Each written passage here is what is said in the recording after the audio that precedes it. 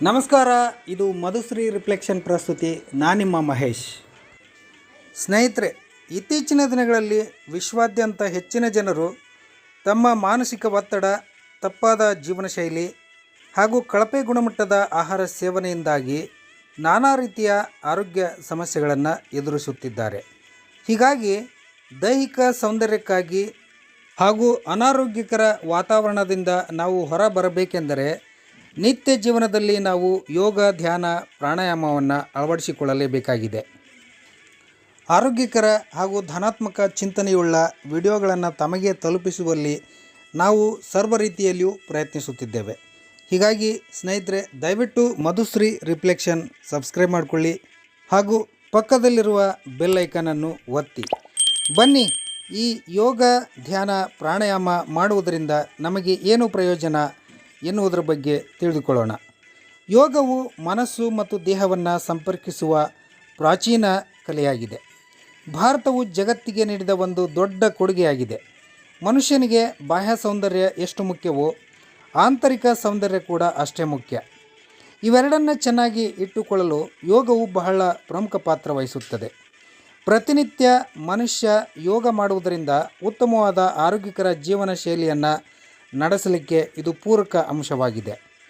ಯೋಗವು ಸರ್ವಸಾಧಾರಣ ಸುಮಾರು 6000 ವರ್ಷಕ್ಕೂ ಹಳೆಯದಾದ ಭೌತಿಕ, ಮಾನಸಿಕ ಮತ್ತು ಆಧ್ಯಾತ್ಮಿಕ ಅಭ್ಯಾಸವಾಗಿದೆ. ಯೋಗ ದಿನಾಚರಣೆಯ ಬಗ್ಗೆ 2014 ಸೆಪ್ಟೆಂಬರ್ನಲ್ಲಿ ನಡೆದ ವಿಶ್ವಸಂಸ್ಥೆಯ ಸಾಮಾನ್ಯ ಸಭೆಯಲ್ಲಿ ಮೊದಲ ಬಾರಿಗೆ ಪ್ರಧಾನಿ ಸನ್ಮಾನ್ಯ ನರೇಂದ್ರ ಮೋದಿಯವರು ಪ್ರಸ್ತಾಪವನ್ನು ಮಂಡಿಸಿದ್ದರು. ಅಂತಾರಾಷ್ಟ್ರೀಯ ಯೋಗ ದಿನಾಚರಣೆಯ ಕರಡು ಪ್ರಸ್ತಾವನೆಯನ್ನು 2014 ಡಿಸೆಂಬರ್ನಲ್ಲಿ ವಿಶ್ವಸಂಸ್ಥೆಯ ಸಾಮಾನ್ಯ ಸಭೆಯಲ್ಲಿ ಭಾರತದ ಕಾಯಂ ಪ್ರತಿನಿಧಿಯಾಗಿರುವ ಅಶೋಕ್ ಕುಮಾರ್ ಮಂಡಿಸಿದ್ದರು. ವಿಶ್ವಸಂಸ್ಥೆಗೆ ಇದು ಐತಿಹಾಸಿಕ ಕ್ಷಣವಾಗಿದ್ದು ಅದರ ಸದಸ್ಯ ರಾಷ್ಟ್ರಗಳು ಅಭೂತಪೂರ್ವ ಬೆಂಬಲ ಸೂಚಿಸಿದ್ದರು. ವಿಶ್ವಸಂಸ್ಥೆಯ ಸುಮಾರು 193 ರಾಷ್ಟ್ರಗಳ ಪೈಕಿ 177 ದೇಶಗಳು ಈ ಒಂದು ಯೋಜನೆಗೆ ಅನುಮೋದನೆಯನ್ನು ನೀಡಿದ್ದವು. 2015 ಜೂನ್ 21ರಂದು ರಾಜಪಥದಲ್ಲಿ ನಡೆದ ಅಂತಾರಾಷ್ಟ್ರೀಯ ಯೋಗ ದಿನಾಚರಣೆಯು 2 ಹೊಸ ಗಿನ್ನಿಸ್ ದಾಖಲೆಯನ್ನು ಸ್ಥಾಪಿಸಿತ್ತು.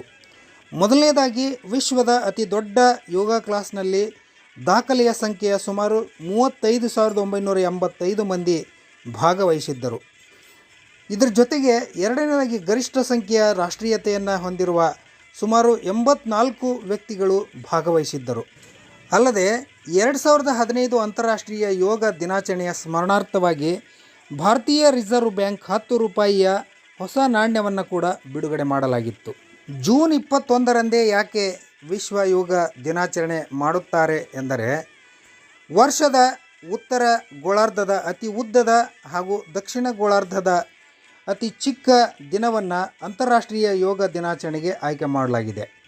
ಈ ದಿನವನ್ನು ಬೇಸಿಗೆ ಅಯನ ಸಂಕ್ರಾಂತಿ ದಿನವೆಂದು, ಅಂದರೆ ವರ್ಷದಲ್ಲಿನ ಅತ್ಯಂತ ಹೆಚ್ಚು ಹಗಲುಳ್ಳ ದಿನವೆಂದು ಕರೆಯಲಾಗುತ್ತದೆ. ಯೋಗದ ದೃಷ್ಟಿಕೋನದಲ್ಲಿ ಇದು ಅತ್ಯಂತ ಹೆಚ್ಚು ಮಹತ್ವ ಪಡೆದಿರುವುದರಿಂದ ಇದರ ಜೊತೆಗೆ ದಕ್ಷಿಣಾಯನಕ್ಕೆ ಪರಿವರ್ತನೆ ಎಂದು ಕೂಡ ಗುರುತಿಸಲಾಗುತ್ತದೆ. ಬೇಸಿಗೆ ಅಯನ ಸಂಕ್ರಾಂತಿಯ ಬಳಿಕ ಮೊದಲ ಹುಣ್ಣಿಮೆಯನ್ನು ಗುರುಪೂರ್ಣಿಮೆ ಎಂದು ಕೂಡ ಕರೆಯಲಾಗುತ್ತದೆ.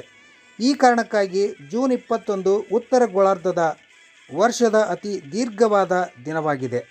ಈ ಎಲ್ಲ ಅಂಶಗಳನ್ನು ಒಳಗೊಂಡು ಜೂನ್ 21ರಂದು ವಿಶ್ವಾದ್ಯಂತ ಯೋಗ ದಿನಾಚರಣೆಯನ್ನು ಹಮ್ಮಿಕೊಳ್ಳಲಾಗಿದೆ.